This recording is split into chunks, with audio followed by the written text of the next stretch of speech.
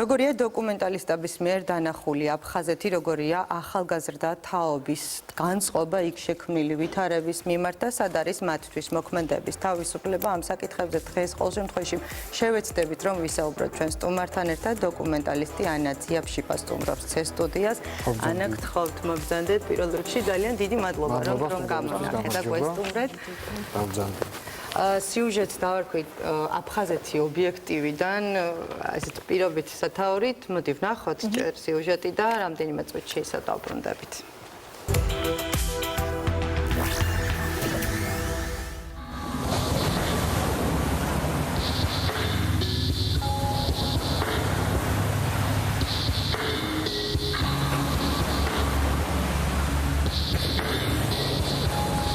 ომის დამთავრებიდან 25 წელი გავიდა, თუმცა კავშირი აფხაზეთთან ისევ დარღვეულია.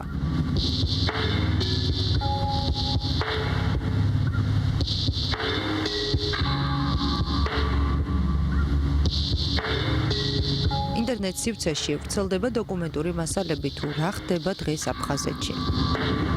ეს სურათები ფოტოგრაფ ამოს ჩეფს ეკუთვნის, რომელიც ჟურნალმა გარდიანმა გამოაქვეყნა.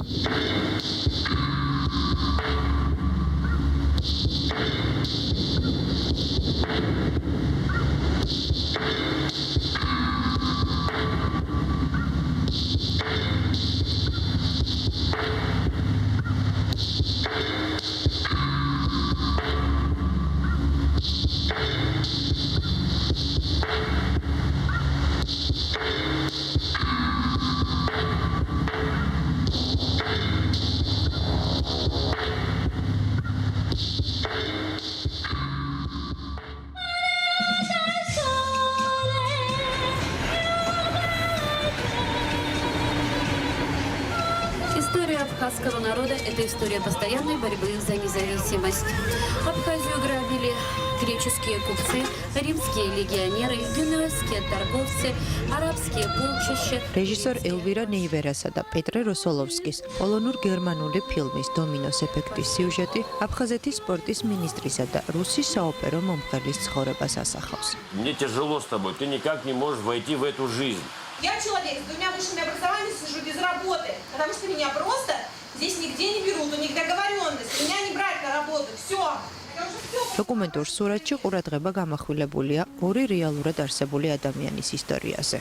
ფილმის დაწყების პირველივე წუთებიდან აფხაზეთის ახლანდელ ვითარებას ვეცნობთ. Одна территория, с которой мы общаемся, это Россия, все. Нас задавят, не войной задавят, а просто мирной жизнью задавят. Вот и все.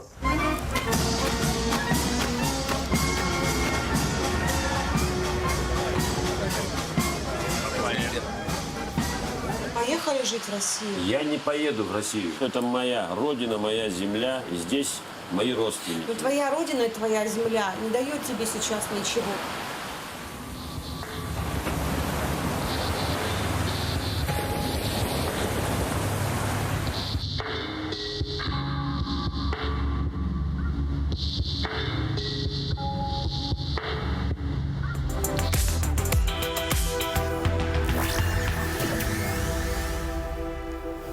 ანა ძიაფშიპა დოკუმენტალისტი სტუმრობს სტუდიას. დიდი მადლობა კიდევ ერთხელ სტუმრობისთვის. ანა, შენ გაქვს გარკვეული კომუნიკაციები აფხაზებთან. თუ შეგიძლია მოგვიყვე რა მოცემულობა დღეს რა ვითარება იქ და როგორია შენი როგორც დოკუმენტალისტის თვალით დანახული აფხაზეთი? პირველ რიგში ძალიან დიდი მადლობა რომ მომიწვევთ სტუდიაში, იმიტომ რომ მგონია რომ საზოგადოებრივი მაუწყებელი სწორედ ის სივრცე, სადაც შეიძლება ყოველგვარი პოლიტიკური სპეკულაციების გარეშე შეიძლება ილაპარაკო აი ამ საკითხზე, რომელიც ძალიან წინააღმდეგობრივია ჩემთვისაც კი, იმიტომ რომ ამას ლაპარაკი მართლა ვფიქრობ, რომ 10 წუთი როგორ ვილაპარაკო, იმიტომ რომ იმდენი თემა არის და იმდენი რაღაც საკითხი, რომელზეც ძალიან ვცდილობ ხოლმე რომ მაქსიმალურად ცეთი პოზიცია მქონდეს, ანუ შედარებით კორექტული, იმიტომ რომ მართლა ბევრი შრი არის და ბევრი ადამიანია, რომელთვისაც ეს ძალიან მტკივნეული საკითხი არ არის და ძალიან რთული თემაა, თუმცა ლაპარაკოთ კი. რაც შეეხება აფხაზეთს თვითონ ხომ რაღაც პერიოდი დიდი ხნის განმავლობაში მინდოდა იქ ჩასვლა და ვცდილობდი და ძალიან ბევრ გზებს ვეძებდი როგორ უნდა მოვხვედრილიყავი და როგორც ჩემი მეგობრების დახმარებით რაღაცნაირად იქაურის დაქოვრის აღმოჩნდი რამდენიმე წლის წინ და აბსოლუტურად შემეცვალა დამოკიდებულებები ამ საკითხზე პრინციპში ესე გავიცანი იქაური ყოფა ჩემი ახლობლები რომლებიც იქ ცხოვრობენ დღეს და მოკლედ რა ვიცი სიტუაცია ძალიან რთულია რომ ეს აღწერო მაგრამ აი რა აწუხებთ რა უხარია მაგრამ ამ ფილმში სხვათა შორის რაც თქვენ ქონდათ სიუჟეტში გამოყენებული პიოტრ როსოლოვსკის ფილმში დომინო ეფექტი კარგად ჩანს განწყობები მიუხედავად იმისა რომ ფილმი რაღაცა სასიყვარულო ისტორიაზეა საბოლოო ჯამში ფონზე ჩანს ან კარგად რა ხდება დღეს აფხაზეთში რა პრობლემები აწუხებთ რა გამოწვევები აქვს თუნდაც რუსეთთან მიმართებაში ახალგაზრდობა რას ფიქრობს და ასე შემდეგ მაგრამ ჩემთვის ზოგადად რომ იმოვიხილო არის რაღაცა თითქოს ჩაკეტილი იზოლირებული სივრცე და ამიტომ განვითარება საკმაოდ შეფერხებულია ასე ვთქვათ. აფხაზეთში არის თვით იზოლაციის პროცესი. მე ვერ ვიტყოდი რომ თვით იზოლაცია, მაგრამ ვიტყოდი იზოლაცია თუნდაც ჩვენი მხრიდან, იმიტომ რომ ჩვენ აი რაღაც რამდენიმე წელი ეს პოლიტიკა ამ ბოლო მთავრობის პერიოდში მე არ გამიგე არანაირი დამოკიდებულება აფხაზთან მიმართებაში, მაგრამ წინა მთავრობის დამოკიდებულება საკმაოდ აგრესიული და მე ვიტყოდი ცოტა მილიტარისტული იყო, რაც აბსოლუტურად ხო რაღაც კლიპები გადაღებული კლიპები, ცოცხალი, რაღაცა სიმბოლოები, რომელიც რა ვიცი არანაირ მნიშვნელობა არ აქვს და პოპულისტურია და თან მართლა მილიტარისტული და ინფორმაცია ბოდიში გაწყობე ინფორმაცია ჩაკეტილობაზე ვისაუბრობ ბუნებრივია თქვათ იქაც რეალური არ არსებობს თქვათ რა ხდება ჩვენ მხარეს და ჩვენც არ აქვს ინფორმაცია რეალურად რა ხდება აი როდესაც ჩახვედი და ნახე თქვათ ეს სურათი თქვათ რამე სტერეოტიპები რომელთაც აქამდე თქვათ ქონდა დამოკიდებულება და აიგრა რამე შეიცვალა იყო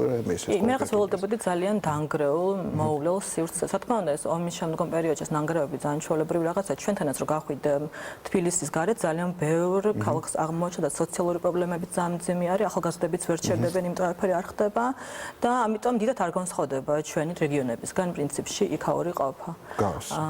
გავს ხო აი ახალგაზრდებს უნდათ რაღაცა გასართობი ანუ ბევრი რაღაცა არ ხდება თუმცა რამდენიმე რაღაცა კაფე მუშაობს ტურისტული სეზონი საკმაოდ აქტიური არის ან 90% ტურისტები რუსები არიან მაგრამ ნუ მეტნაკლებად მუშაობს ეს ყველაფერი ზაფხულში მაგრამ მე ხა ბოლო ზამთარში ვიყავი და ნუ რიბილად რო თქვა ცოტა ის იყო რა ქვია დამსგუნველი რაღაც მხრივ თუმცა როცა მეგობრები ყავს ნაცნობები ყავს შეგიძლია რომ რაღაცა დაკავდე რაღაცა და თქვა და ჩემთვის მაინც საინტერესო იყოფნა სულ არაფერი ხდებოდეს ჩემთვის ჩემი იდენტობისთვის ძალიან მნიშვნელოვანია რიქავრის სივრცე ასე ვთქვათ ფილმში ძალიან კარგად ჩანს აფხაზი გმირის დამოკიდებულება თვითონ რუსების მიმართ ქვეყნის მიმართ რუსეთის მიმართ რამდენად ასე ვთქვათ მასშტაბურია ეს დამოკიდებულება თვითონ აფხაზებისგან და ეს განწყობა. მე არ მიყვარს ეს გენერალიზაცია რაღაცა წარმოადგენების, მაგრამ მე მგონია რომ მეტნაკლებად რაღაც გარკვეული ნაწილის აზრს რა თქმა უნდა ასახავს ეს ყველაფერი.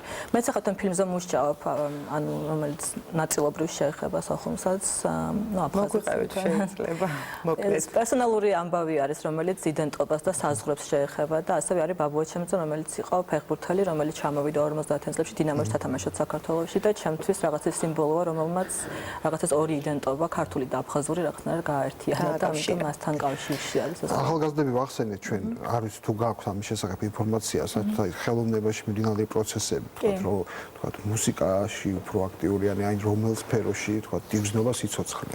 კი, მე ვიტყოდი თანამედროვე ხელოვნებაში, იმიტომ რომ სწორედ რამდენიმე წლის წინ მგონი შარშან გაიხსნა ეს რეზიდენტურა აფხაზეთში, რომელსაც ქვია სკლად, ონლაინ საიტიც აქვთ. შეგიძლიათ ნახოთ, რომელიც ღია არის ნებისმიერი ადამიანისთვის, ხელოვანისთვის, რომელიც ამ თემით არის აფხაზეთით არის დაინტერესებული, იქ უნდა რაღაც საკითხის კვლევა და ასე შემდეგ. და ზოგადად ეს სივრცე აფხაზეთი ძალიან ღია არის რეალურად და საინტერესო სივრცე არის ხელოვანებისთვის, იმიტომ რომ როგორც იცით ეს პოსტსაბჭოთა სივრცეები, პოსტ-ომის პოსტაპოკალიფტური ადგილები რაღაცა. საბჭოთა არქიტექტურა და შემდეგ ომის შემდგომი და ამიტომ ეს ყველაფერი შენარჩუნებული ძალიან აუთენტურად. ამიტომ ძალიან ბევრი დოკუმენტალისტისთვის თუ თანამედროვე ხელოვნებით გატაცებული ადამიანისთვის საინტერესო სივრცე არის კვლევისთვის. მე მახსოვს შარშან დამიკავშირდნენ ბელგიელები, რომლებიც ეძებდნენ მიტოვებულ დაღუპულის შენობებს და რაღაც პროექტი ქონდათ ამ შენობების ამოძრავების და აფხაზეთში ჩავიდნენ და გადაიღეს.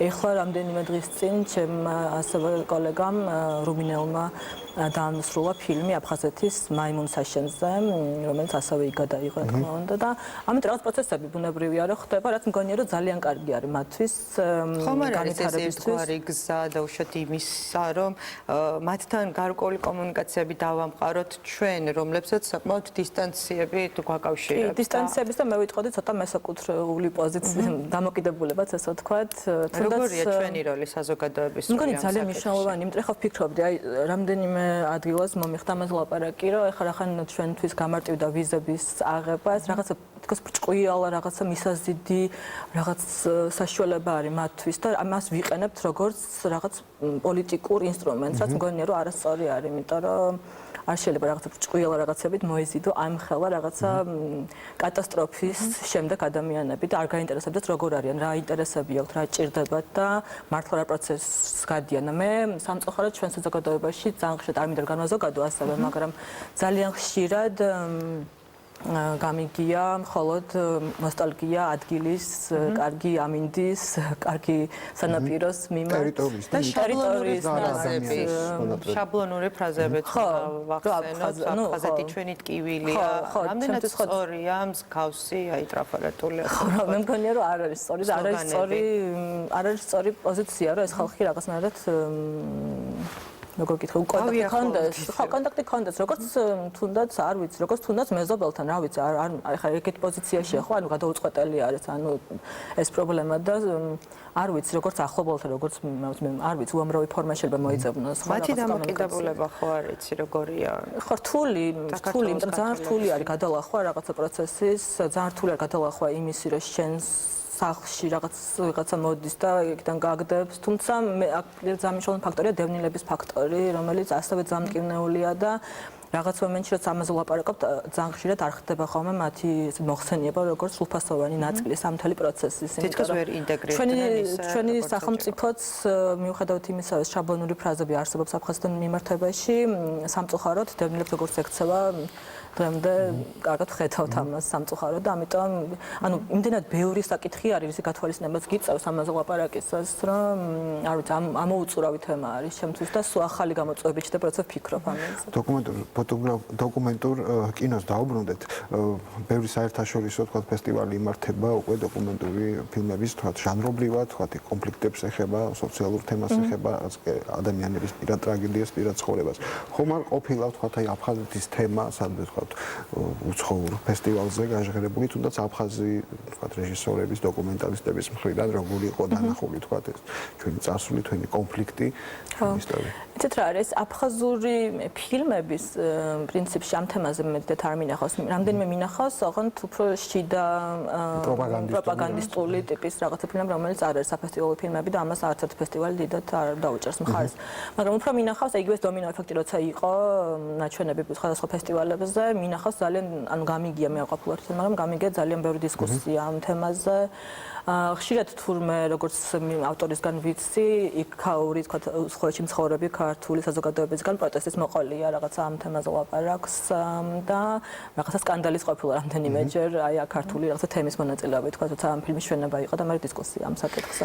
ანუ მე გამიგია ეგეთი რაღაცა რომ თქვა აფხაზის მხრიდან რაღაც კომუნიკაციის მცდელობა თუნდაც საქართველოსთან ნებისმიერი ფორმით ეს რაღაც აყოფაცხოვრება იყოს კულტურული ან რაღაც ღონისძიებაში იდევნება არის ეს რეალურად. იცით როგორ არის ქართული იცით აი მაგალითად მახსოვს ფეხბურთის გუნდს უნდა წასვლა ჩემპიონატზე და არ გაუშვეს, იმიტომ რომ ნუ რახან არაღიარებული სახელმწიფო არის ასე ვთქვათ, ამიტომ უფლება არ მისცეს რომ მიიღოთ მონაწილეობა და მე მახსოვს რომ ჩემი ერთ-ერთი მეგობარი აფხაზი მეუბნებოდა რომ ძალიან მინდაო წავდგე ვენეციის ბიენალეზე, მაგრამ არ მინდა რომ არც საქართველოს მხარე წარმოვადგინო, არც რუსეთის მინდა რომ წარმოვადგინო აფხაზეთი და ამის საშუალება არ მაქვს. ხო, რაღაც მომენტში მესმის ეს პოზიცია, ხო, თქვათ რაღაცა მესმის მისი რაღაცა დამოკიდებულება ამ საკითხის. ვისაუბროთ ჩვენს ვებგვერდზე, სადაც თავმოყრილია დოკუმენტური მასალა აფხაზეთზე. გარდა ინფორმაციული თვალსაზრისისა, კიდე რა დატვირთვა აქვს აი ამ საიტს? რაღაცა მე რახან ხო, ავაწერტილიჯი, ეს არის პრეზიდენტის ადმინისტრაციის მიერ დაფინანსებული ვებგვერდი. მგონი ასე მნიშვნელოვანი ფაქტორი არის სწორედ ეს, რომ ადმინისტრაციამ დააფინანსა ეს საიტი. ეს არის იცით როგორ ჩემმა მეგობარმა მახსოვს რომ თხოვა რომ რაღაც მასალა უნდოდა თავის ახლობელზე და რაღაც მოუცეფნა ეს მასალა და მივეცი და ამის მერე გაჩნდა ეს იდეა რომ რატო არ შეიძლება გავაკეთოთ საჩუქარი რომ ეს რაც გვაქვს ეს მასალა არქივი როგორც იცით აფხაზეთში დაიწყო მის დროს და ამიტომ არანაირი ეს არქივო მასალა არ არსებობს სამწუხაროდ. და ეს აი აქ მასალა საიდან? ეს არის კერძო კოლექციებიც, აქ არქივები, აქ არის ეროვნული არქივი ჩართული, ეს პარტნიორი არის ამ პროექტის, საზოგადოებრივი მაუწყებლის არქივი, მათ შორის და ყველაფერი რაც იყო სოხუმზე, პირად არქივებში, საზოგადოებრივ არქივებში, ფოტო, ვიდეო, აქ არის ასევე რუკები, დოკუმენტები, რა ვიცი, აუდიო მასალები ძალიან საინტერესო, სპექტაკლები. მგონი და ვიღაცა მეიპოვეს თავისი და ვიცი რომ ძალიან აქტიური შესვლა ხდება აფხაზეთიდან, რა თქმა უნდა, ძალიან მნიშვნელოვანია, ესენი ეძებენ რაღაც სხვადასხვა ამბებს და გვინდა რომ გავაზრდოთ მასშტაბი ამ საიტის და იყოს თქვათ რაღაცა საოჯახო ვიდეოებიც, სადაც ერთმანეთს პოვნაშეულეთ ადამიანებს, თქვათ მასშტაბი ამ საიტის შეიძლება ძალიან დიდი იყოს, თუმცა დაფინანსების პრობლემა აქვს ამჟამად საიტს და ვეძებთ საშუალებას რომ გავაფართოვოთ. კი, იმიტომ რომ უამრავი პერსპექტივა რეალურად შეიძლება გქონდეს ამ საიტს, სწორედ რაღაცა ჟესტის კუთხით თუნდაც. კომუნიკაცია ინტერნეტი, კომუნიკაციის დღეს ხო საშუალებაა დღეს. ავაწერტილიჯი. ანა, არ ვიცი რამდენად ამოწურავად ვისაუბრებთ ამ კინო თემაზე, თუმცა უნდა დაგემშვიდობოთ ახლა და გადაცემა დასასრულს მივუახლოვდა და ჩვენ ხვალამდე დაგემშვიდობებით ნახვამდის. ნახვამდის. მადლობა.